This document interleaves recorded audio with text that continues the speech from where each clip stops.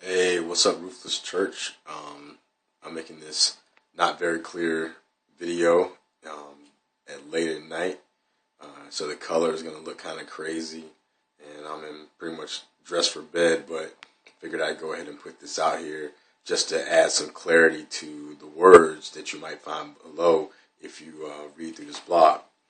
So, what I'm talking about in the blog post is the idea that abundance is reality. And what I mean by that, and I hope that this can be received really easily, is that God is all in all, and God does not hold back anything from anything. What does that mean? That means if I go and dig up a piece of dirt off the bottom of my shoe, inside of that dirt, the bottom of my shoe, is the fullness of all that God is. Now, for some people, that might sound offensive. They might say, hey, what? What are you trying to say? You trying to say God is dirt on the bottom of your shoe? Yeah, I am saying that God is dirt on the bottom of my shoe. But God's not just the dirt on the bottom of my shoe. God is everything, everywhere. And some people might say, oh, well, that's pantheism or panentheism or something like that. And I'm not going to say that it's that. I'm going to say that if God is the all in all, which the Bible says several times, then what can be left out of all? Nothing. Just like everything is everything and all is all. And if God is all in all, then there's nowhere that God is not. And right now we operate in this paradigm as if there's somewhere that God is not. And we make special places where we say God is, and we make up special places that we say God is not. But the reality is that us saying that doesn't make it true. And at the same time, paradoxically, in the vibrations of the words we say, there also is the fullness of God, because there is nowhere that God is not.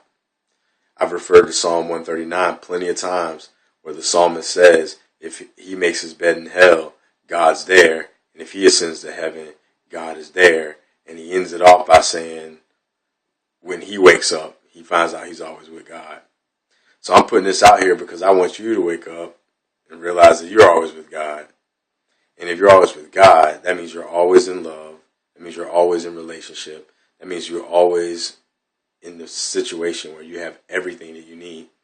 And somebody who might be in poverty right now, or hurting right now, or feeling pain right now, they may say, well, hold on, God's not here with me. I'm feeling like this and I'm feeling like that. And then I'm going to turn you to the cross.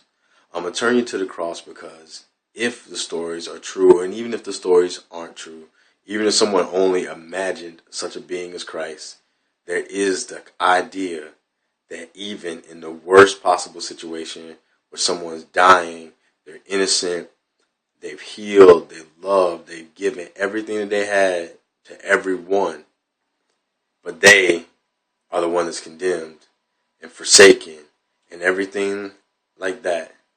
But still, God is with that person.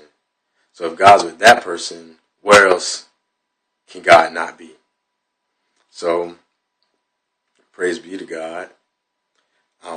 I want to just say that no matter where we are, no matter what we're doing, I firmly believe that if we can just get into that space where we know, and it's even beyond faith, when we know that God is all in all, and that we just stand in that, we're going to find a very different world, because we're not going to feel like we have to take from other people.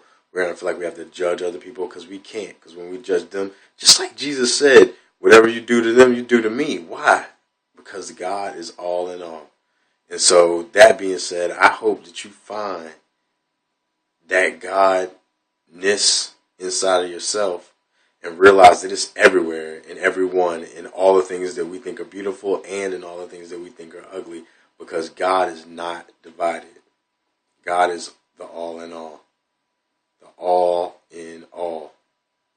And so, that being said, I say abundance is reality, because anything less denies God. So I'm going to put it as a final note. Don't worry about prosperity and all these other things, because in the grand scheme of things, they don't matter, because you have and are everything that you need in the name of God. Peace, y'all.